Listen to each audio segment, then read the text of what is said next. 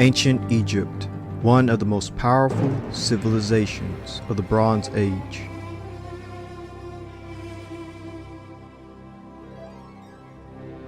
Conqueror of Nubia, breadbasket of the known world. Land of great wealth and beauty. Tamer of the Nile River, and builder of great monuments and temples that reach the heavens. Mother of civilization, and great wanderer of the world. But even this mighty kingdom nearly fell to ruin had it not been by the power and blessings of the Most High Hashem through a Hebrew man named Joseph. Shalom and welcome. This episode will cover the life of Joseph. Our goal is to figure out which dynasty and kingdom of Egypt was Joseph a part of. Also, our goal is to figure out the biology of the Egyptians and early Hebrews of this period. Our final goal is to see what modern human populations share similar genetic ancestry to populations living in Egypt during the dynasty and period of Joseph.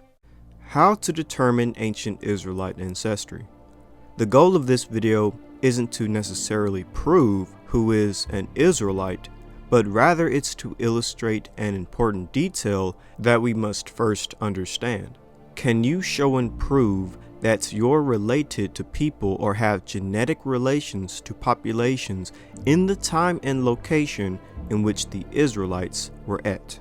The reason why this is important is because if you match someone or a population of people in said time period and location, you can at least make this possible claim that you're related to people and populations in the time and place that the Israelites were in. I believe this is a first and important step to determine if your ancestors were at least among or in the location and time that the Israelites should be in. With that being said, pinpointing the time period and geographical location of the Israelites is the next most important step. Our focus is on the Proto-Hebrew population, who are Joseph and the 70 members of his family. I dub them Proto-Hebrews because they're technically not the nation of Israel yet. They're just simply a Hebrew population. However, they are the predecessors to the Israelites, hence the term Proto-Hebrew. With that being said, what location and time period did both the Proto-Hebrew population as well as their descendants remain in? All of the best evidence points to Joseph and his family being in the Middle Kingdom of the 12th dynasty of Egypt. Most scholars think Joseph lived in Egypt between 2000 and 1600 BCE. The historical period known as the Middle Kingdom lasted from 2000 to 1786 BCE. This is one of Egypt's greatest times. There are 8 pharaohs during this time, comprising Egypt's 12th dynasty. Joseph might have come to Egypt during the reign of Sesostris II, 1894 through 1878 BCE. He most likely begins his career under Sesostris III, 1878 through 1841 BCE. He lives in Egypt for 71 years, so Joseph dies in approximately 1805 BCE, under the reign of Amenemhat III, 1841 through 1797 BCE.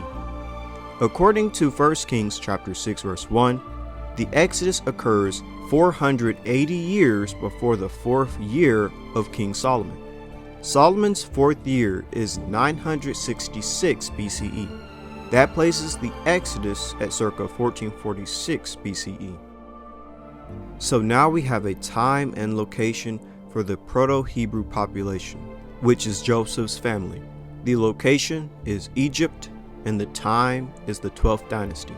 Now ask yourself this question: do I share genetic markers that indicate similar ancestry to populations or people in the 12th dynasty of Egypt when Joseph and his family lived?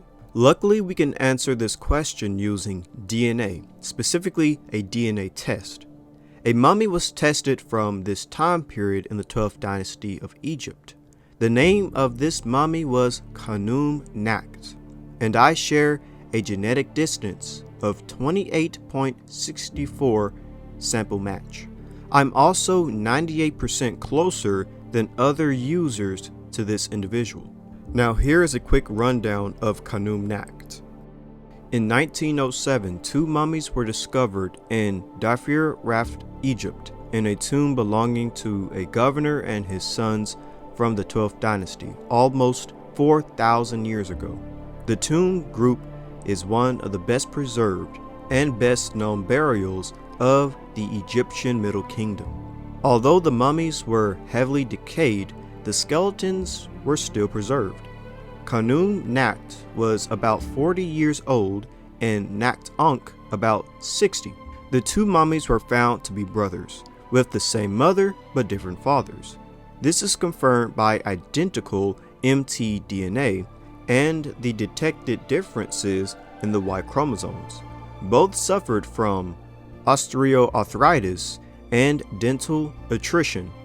Khnum Nakt had kyphoscoliosis, and Nakt Ankh had lung lesions from sand pneumoconiosis.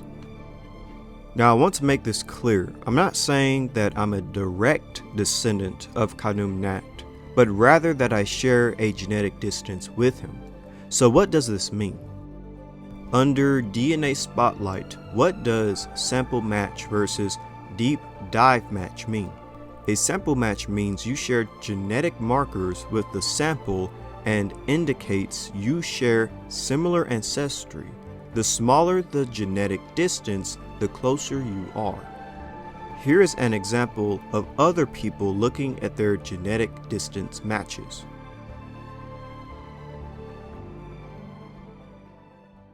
Next, we have the DNA Spotlight tab, and here we have interesting samples that they match you with. If you share Ancestry or direct DNA markers with these spotlights, then they mark them in green with added info. Here's the last crowned Anglo-Saxon king of England.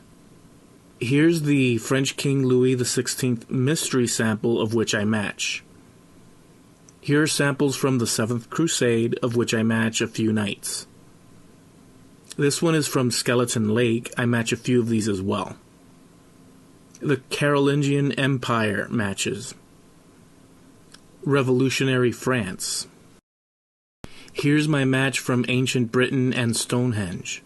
There are a few handful of samples and I match the bowman. Lastly, I match this fellow from Revolutionary France.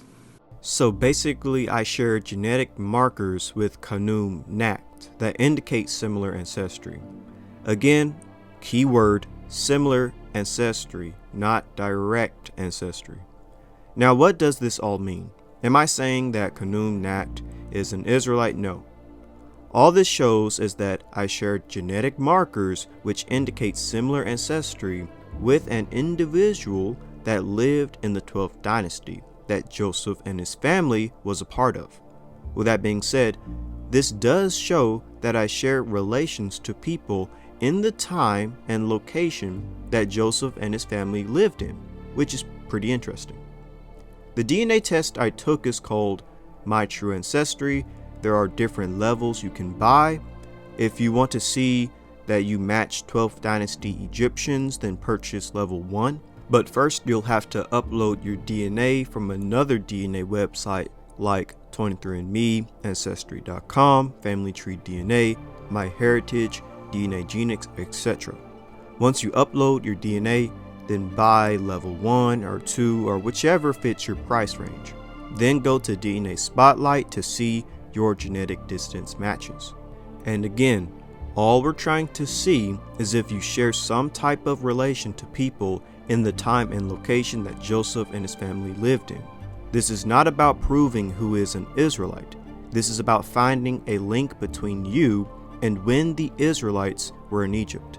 The next key would be to see if your lineage remained in Egypt from Joseph to Moses. Can we find people with your genome in the time when Israel entered Egypt to when they left Egypt? This is our next question we must answer. With that being said, Hopefully this video was educational and beneficial. Be blessed, and shalom.